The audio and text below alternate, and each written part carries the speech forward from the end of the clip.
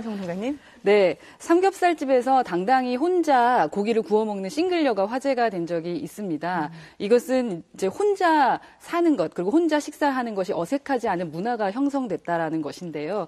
이제는 먹는 것뿐만 아니라 사는 것도 그렇게 되고 있는 것 같습니다. 혼자 결혼하지 않고 살고 있는 싱글족에 대해서 상당히 즐겁고 멋지게 묘사되고 있는 것이 지금 현 사회의 실정입니다.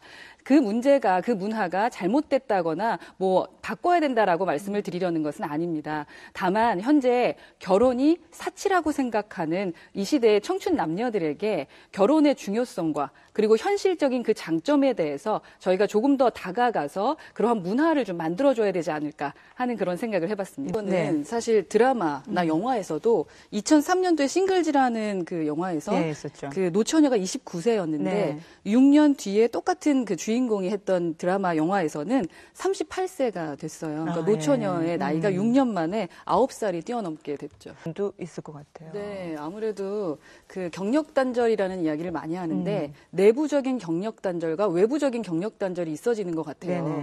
예를 들면 저희 일하는 더 잘 아시겠지만 일하는 여성들끼리 얘기하는데 대기업에 신입사원으로 들어와서 여자가 만약에 임원까지 됐다. 우리는 무조건 존경해야 된다라고 하거든요. 근데 임원이 된 분이 결혼을 해서 아이까지 있다 그러면 정말 존경의 대상인 거죠. 그만큼 여성이 그 진급을 하는 것도 상당히 어려운데 아이를 갖게 되면 그 커뮤니케이션 자체가 좀 안 될 수가 있습니다. 그러니까 배가 나올 때까지는 좀 티를 내지 말아야겠다. 왜냐하면 그 뭐 회식 자리라던가 어느 자리에서 자꾸 이렇게 뒤처지게 되고 얘기를 안 하게 되고 환영받기가 좀 어렵고 그래서 당당하게 결혼했습니다. 또 당당하게 아이 가졌습니다라고 얘기하기가 상당히 어렵죠.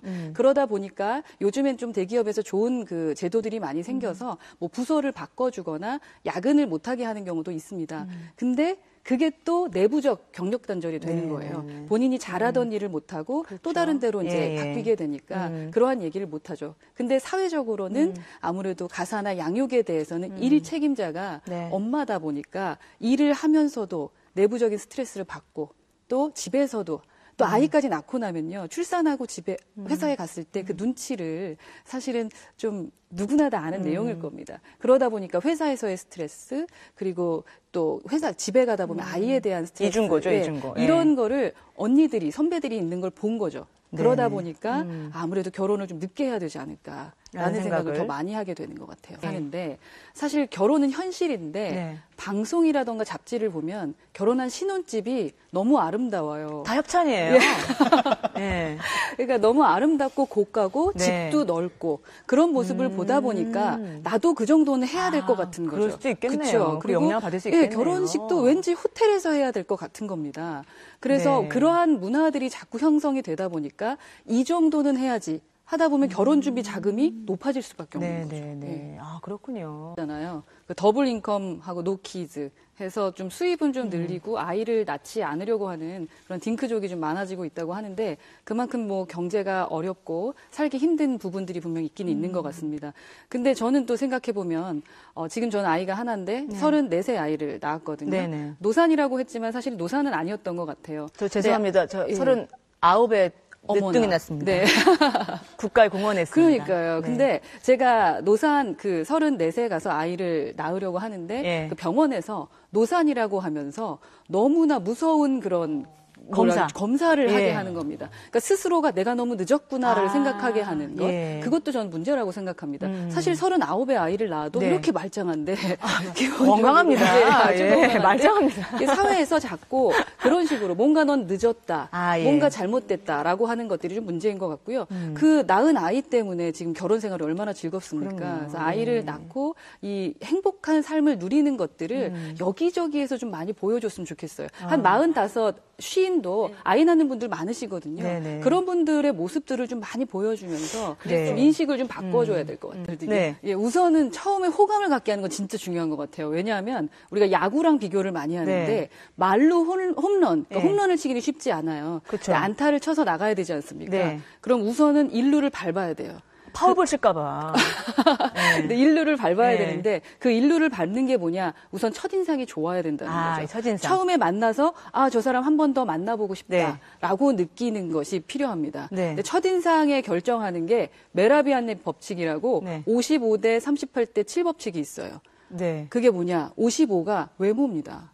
그러니까 깔끔하게 네. 저 친구가 나랑 같이 살아갈 때 별 문제 없이 좀 살겠구나라는 느낌을 줄 수 있는 외모적인 부분이 있어야 아주 되고. 민남민녀가 아니더라도 호감 그렇죠. 가는 인상. 호감을 줄 수 있는. 예. 그리고 두 번째 그 38%는 스피치입니다. 대화하는 것이 정말로 남을 배려하는 것 같다. 상당히 기분 좋다라고 느끼게 하는 93%의 비언어적인 것을 통해서 네. 그 사람에 대해서 호감을 느끼게 된다는 거예요. 우선 그 호감이 돼야 네. 그다음 일루를 그러니까 나갈 수 있으니까 그 이미지 컨설팅이라고 한다면 우선 이제 우리 교수님처럼 좀 이렇게 깔끔하게 좀 하고 나오고 네. 네. 그리고 여성을 좀 이제 배려한다라는 네. 교수님 어깨가 으쓱으쓱하십니다. 예. 대화법이 좀 안 되는 사람들이 좀 많아요. 사실 이렇게 제가 또 하나 좀 말씀드리고 싶은 게 우리가 현실적이어야 된다는 것도 있습니다. 여성들도 남성들도 마찬가지인데요.